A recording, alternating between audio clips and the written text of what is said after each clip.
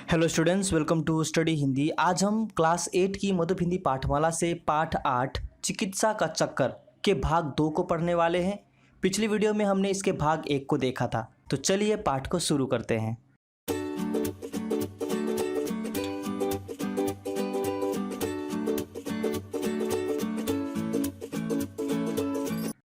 अभी एक सप्ताह भी पूरा ना हुआ था कि 2 बजे एकाएक फिर सर दर्द रूपी फौज ने मेरे शरीर रूपी किले पर हमला कर दिया। डॉक्टर साहब ने जिन जिन भयंकर मर्जों का नाम लिया था, उनका स्वरूप मेरी तड़पती हुई आंखों के सामने नृत्य करने लगा। मैं एरोप्लेन के पंखों की तेजी के समान करवटें बदल रहा था। इधर मित्रों और घरवालों की कॉन्फ्रेंस हो रही थी कि अब कौन बुलाया जाए। बीमार मैं था, अच्छा बुरा होना मुझे था, फीस मुझे देनी थी, परंतु लड़ और लोग रहे थे।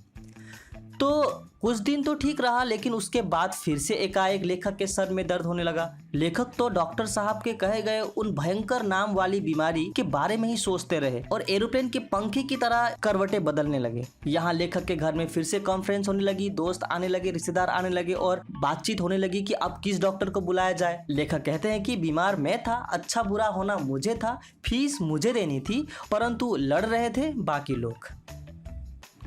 कविराज पंडित सुखदेव शास्त्री को बुलाने की बात तय हुई। कोई आधे घंटे बाद वैद्य जी एक पालकी भर तशरीफ लाए। आकर आप मेरे सामने कुर्सी पर बैठ गए। आप धोती पहने हुए थे और कंधे पर एक सफ़ेद दुपट्टा डाले हुए थे। इसके अतिरिक्त शरीर पर सूत के नाम पर केवल जनेऊ था, जिसका रंग देखकर यह शंका होती थी कि कविराज जी कुश्ती लड़कर आ रहे हैं। वैद्य जी ने कुछ और न पूछा, पहले नाड़ी हाथ में ली, 5 मिनट तक एक हाथ की नाड़ी देखी, फिर दूसरे हाथ की। बोले, वायु का प्रकोप है। यकृत से वायु घूमकर पित्ताशय में प्रवेश कर अंत्र में जा पहुंची है। इससे मंदाग्नि का प्रादुर्भाव होता है और इसी कारण जब भोज्य पदार्थ प्रतिहत होता है तब शूल का कारण होता है। मालूम नहीं क्या बक रहे थे, आखिर मुझसे रहा ना गया। मैंने एक सज्जन से कहा, जरा अलमारी में से आपटे का कोष तो लेते आइए। यह सुनकर लोग चकराए। कुछ लोगों को संदेह हुआ कि अब मैं अपने होश में नहीं हूँ। मैंने कहा, दवा तो बाद में होगी, मैं पहले समझ तो लूँ कि मुझे रोग क्या है। पंडित जी कहने लगे, बाबू साहब देखिए, आजकल के नवीन डॉक्टरों को रोगों का निदान ठीक मालूम ही नहीं, चिकित्सा क्या करेंगे। अंग्रेजी पढ़े लिखों का वैदिक शास्त्र पर से विश्वास उठ गया है, परंतु हमारे यहाँ ऐसी ऐसी औषधियाँ हैं कि एक बार मृत्यु लोक से भी लौटा ले।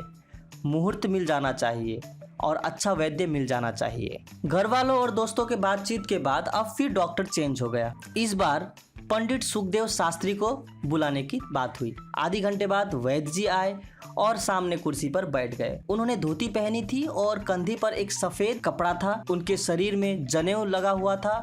उन्होंने सबसे पहले लेखक के हाथ की नाड़ी पकड़ी और फिर 5 मिनट तक देखी, फिर दूसरे हाथ की नाड़ी पकड़ी और बोले कि वायु का प्रकोप है। फिर संस्कृतनिष्ठ हिंदी में बोलते रहे। लेखक के पल्ले में कुछ भी ना पड़ा। लेखक ने एक सज्जन से कहा, जरा अलमारी से आपटे का कोष तो लेके आइए, डिक्शनरी तो लेके आइए, जिससे कि मैं समझ सकूं। यह सुनकर लोग सोच में पड़ गए और लोगों को संदेह हुआ कि लेखक अपने होश में नहीं है। लेखक ने कहा, दवा तो बाद में होगी, पहले मैं समझ तो लूं कि रोग क्या है और हमारे शास्त्री जी क्या कह रहे हैं। पंडित जी कहने लगे कि देखिए बाबू साहब, अभी के जो डॉक्टर हैं उन्हें रोगों का कुछ पता नहीं, तब चिकित्सा क्या करेंगे। थोड़ी सी अंग्रेजी पढ़ क्या ली, वे लोग वैदिक शास्त्र को भूल चुके हैं। परंतु आप निश्चिंत रहिए, क्योंकि हमारे पास ऐसे ऐसे औषधियां हैं जो कि इंसान को मृत्यु लोक से भी लौटा ले। तो इस तरह शास्त्री जी डॉक्टरों की दवाई और डॉक्टरों को बुरा भला कहकर अपनी औषधियां और शास्त्र को ही अच्छा कहने में लगे हुए हैं। अब वैसी बेचैनी नहीं रह गई थी, पर बलहीन होता गया। चारपाई पर पड़ा रहने लगा। दिन को मित्रों की मंडली आती थी, वह आराम देती थी कम, दिमाग चाटती थी अधिक। एक दिन हकीम साहब आए। हकीम साहब चिकन का बंददार अंगरखा पहने हुए थे।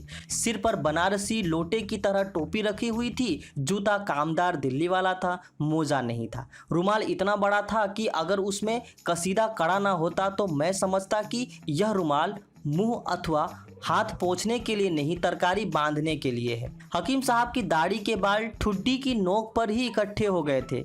मालूम होता था कि हजामत बनाने का ब्रुश है। हकीम साहब दुबले पतले इतने थे कि मालूम पड़ता है अपनी तंदुरुस्ती आपने अपने मरीजों को बांट दी है। लेखक कहते हैं कि अब पहले जैसी दर्दनाक स्थिति तो नहीं थी, लेकिन शरीर थोड़ा बलहीन हो गया था और जिसकी वजह से वे चारपाई पर ही पड़े रहने लगे। दिन को उनके मित्र आते थे जो कि उनको आराम तो कम ही देती थी और दिमाग ज्यादा ही चाटती थी। एक दिन उनको देखने के लिए हकीम साहब आए। हकीम साहब का स्वरूप बताते हुए कहते हैं कि उन्होंने लंबा सफेद कपड़ा पहन रखा हुआ था जो चारों तरफ से बंद था। सिर पर एक टोपी पहन रखी थी जो कि बनारसी लोटे के समान प्रतीत होती थी। जूता कामदार था दिल्ली वाला और मोजा नहीं था उसमें। रुमाल इतना बड़ा था कि अगर उसमें कसीदा ना कड़ा होता, कहने का मतलब कि उसमें अगर चित्र ना लगे होते तो जरूर लेखक ये समझते कि ये रुमाल मुंह अथवा हाथ पोंछने के लिए नहीं है बल्कि तरकारी बांधने के लिए है। हकीम साहब की जो दाढ़ी है वो केवल ठुड्डी की नोक पर थी, जिसे देखकर ऐसा मालूम होता था कि हजामत करने का कोई ब्रुश है। और वे इतने दुबले पतले थे, मालूम होता था कि उन्होंने अपनी सारी तंदुरुस्ती अपने मरीजों पर ही बांट दी हो, लुटा दी हो। मैंने कहा मर रहा हूँ, बस आपका ही इंतजार था। अब यह जिंदगी आपके ही हाथों में है। हकीम साहब ने कहा, या रब, आप तो ऐसी बातें करते हो गोया जिंदगी से बेजार हो गए हैं। भला ऐसी गुफ्तगू भी कोई करता है? मरे आपके दुश्मन, नब्ज तो दिखाइए। 10 मिनट तक हकीम साहब ने नब्ज देखी, फिर बोले, मैं यहाँ नुस्खा लिखे देता हूँ, इसे इस वक्त आप पीजिए, इंशाअल्लाह ज़रूर सफ़ा होगी। एक सज्जन ने उनके हाथों में फीस रखी। हकीम साहब चलने को तैयार हुए। उठते उठते बोले, ज़रा एक बात का ख्याल रखिएगा कि आजकल दवाइयाँ लोग बहुत पुरानी रखते हैं, मेरे यहाँ ताज़ा दवाइयाँ रहती है। अब हकीम साहब के पूछने पर कि कैसे हो, लेखक कहते हैं कि मर रहा हूँ, बस आपका ही इंतजार था। अगर आपके हाथों से कुछ हो जाए तो ठीक भी हो जाऊं। तो हकीम साहब इस पर कहते हैं कि क्या बात करते हो आप, मरे आपके दुश्मन, आप अपने नज्म दिखाइए। 5 मिनट तक लेखक के नज्म देखने के बाद हकीम साहब कहते हैं कि मैं एक नुस्खा लिख देता हूँ, आप इसे पीजिए, आप जरूर ठीक हो जाएंगे। और तभी लेखक के एक मित्र ने उनके हाथ में फीस रखी और हकीम साहब चलने को तैयार हुए। लेकिन जाने से पहले उन्होंने ये कहा कि जरा एक बात का याद रखिएगा, आजकल लोग जो हैं वो पुरानी दवाइयाँ रखते हैं। अगर आपको दवा चाहिए तो आप मेरे यहाँ से ले जा सकते हैं, मैं ताज़ा दवाइयाँ रखता हूँ। मैंने उनकी दवा उस दिन पी, वह कटोरा भर दवा जिसकी महक रामघाट के सीवर से कंपटीशन के लिए तैयार थी, किसी प्रकार गले से नीचे उतार गया।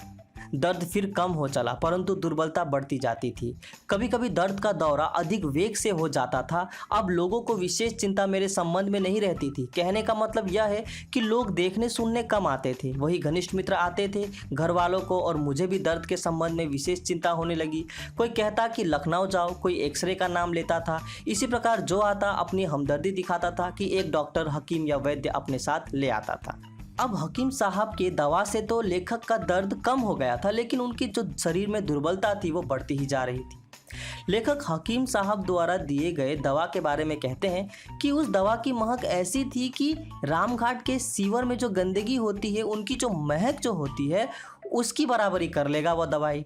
इतनी बुरी गंध थी उस दवाई की, लेकिन फिर भी उसने अपना काम तो किया। लेकिन लेखक की जो दुर्बलता है वो बढ़ती ही जा रही। अब लेखक ने ध्यान दिया कि उनके घर में लोगों का आना जाना अब कम हो गया। जो उनको देखने के लिए आते थे वे कम आने लगे, लेकिन उनके जो विशेष मित्र थे और जो घर वाले थे वो तो उनके पास ही रहते थे और सभी इस बात पर चर्चा करते रहते थे। कोई कहता था कि लखनऊ जाओ, कोई कहता था कि एक्सरे करवा लो। इस तरह से वो लेखक को सुझाव देते रहते थे। कोई भी आता लेखक के घर में, कोई हकीम या डॉक्टर को तो साथ अपने लेकर ही आता था। अंत में मेरे साले साहब ने बड़ा जोर दिया कि यह सब झेलना इसलिए है कि तुम ठीक दवा नहीं करते, होम्योपैथी चिकित्सा शुरू करो। बहुत बहस के बाद एक डॉक्टर का बुलाना निश्चित हुआ। डॉक्टर महोदय आए, आप भी बंगाली थे।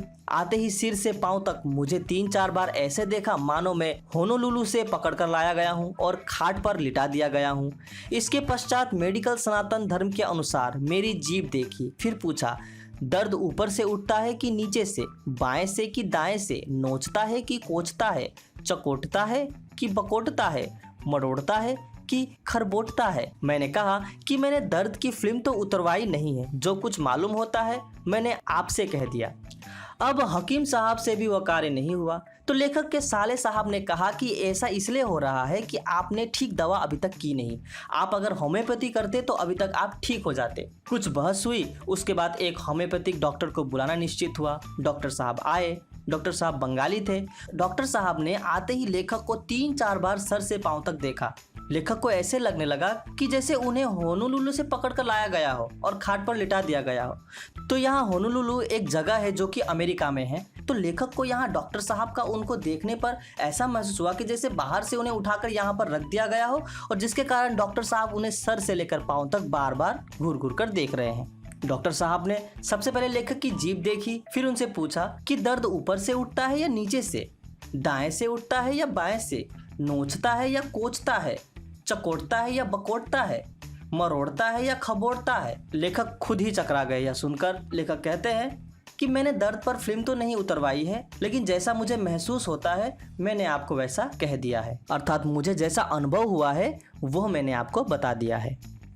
डॉक्टर साहब 15-20 पुस्तकें भी लाए थे। आधे घंटे तक उन्हें देखते रहे, तब दवा दी। आपकी दवा से कुछ लाभ अवश्य हुआ, पर पूरा फायदा ना हुआ। मैंने अब पक्का इरादा कर लिया कि लखनऊ जाऊं। जो बात काशी में नहीं हो सकती लखनऊ में हो सकती है, वहाँ सभी साधन हैं। तो यहाँ डॉक्टर साहब अपने साथ 15-20 पुस्तकें भी लाए थे और उन्हें आधे घंटे तक पढ़ते रहे। उसके बाद उन्होंने एक दवाई दी। लेखक कहते हैं कि उस दवाई से फायदा तो हुआ, लेकिन पूरा फायदा नहीं हुआ। अंत में लेखक ने इरादा कर लिया कि वे लखनऊ जाएंगे और वहीं पर अपना इलाज करेंगे। वे कहते हैं कि जो बात काशी में नहीं हो सकती वो लखनऊ में हो सकती है, क्योंकि लखनऊ में सभी साधन हैं। सब तैयारियां हो चुकी थी कि इतने में एक और डॉक्टर को एक मेहरबान लिवा लाए।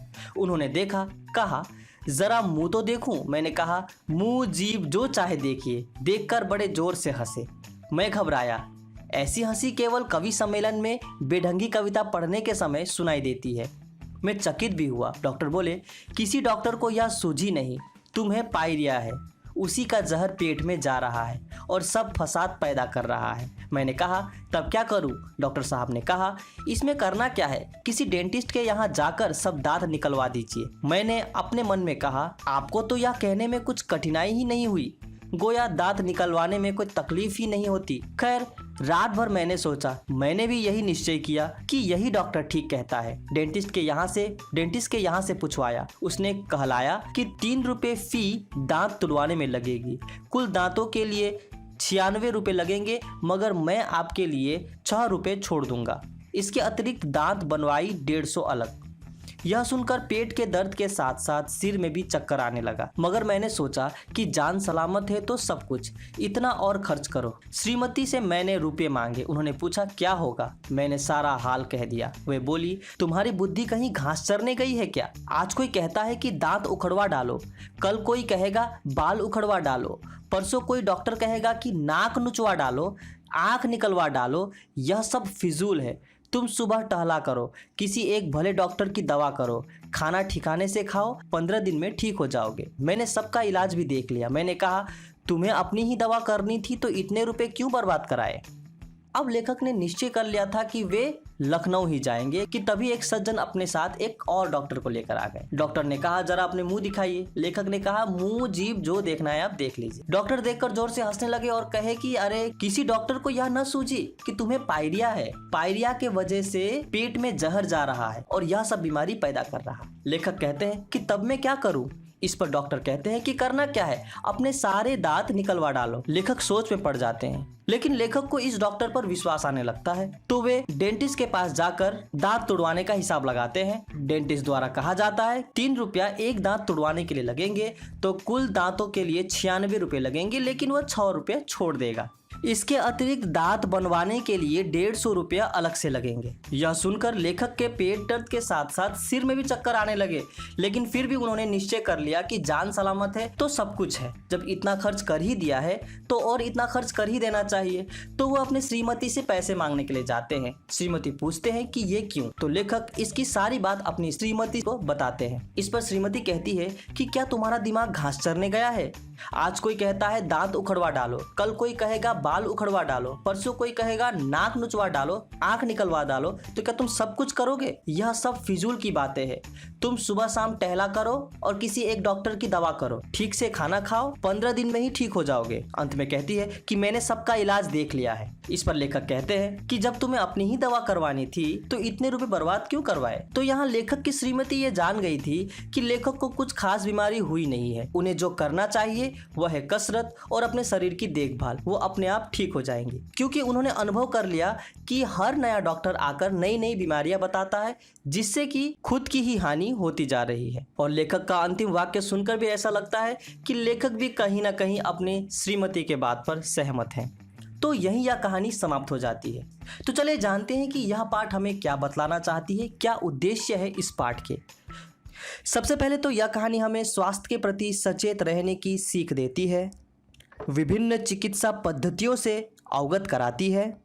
यह रचना व्यंग विधा में लिखी गई है, अतः यहाँ पर समाज के भ्रमात्मक रीतियों पर भी व्यंग कसी गई है। साथ ही यह भी बतलाया गया है कि हमें कोई भी कार्य सोच समझ कर करना चाहिए। किसी की बातों को सुनकर आंख मूंद कर उन पर भरोसा करके कार्य नहीं करना चाहिए। हो सकता है कि यह करके हम खुद पर ही मुसीबत डाल दें। तो उम्मीद है आपको यह पाठ समझ में आ गया होगा। यह पाठ बहुत ही मजेदार और ज्ञानवर्धक है। मैंने मधुप के कई अध्यायों पर अपनी वीडियो बनाई है, जिसे आप वीडियो सेक्शन में जाके चेक कर सकते हैं। तो मिलते हैं अपने अगली वीडियो में, तब तक के लिए थैंक यू फॉर वॉचिंग।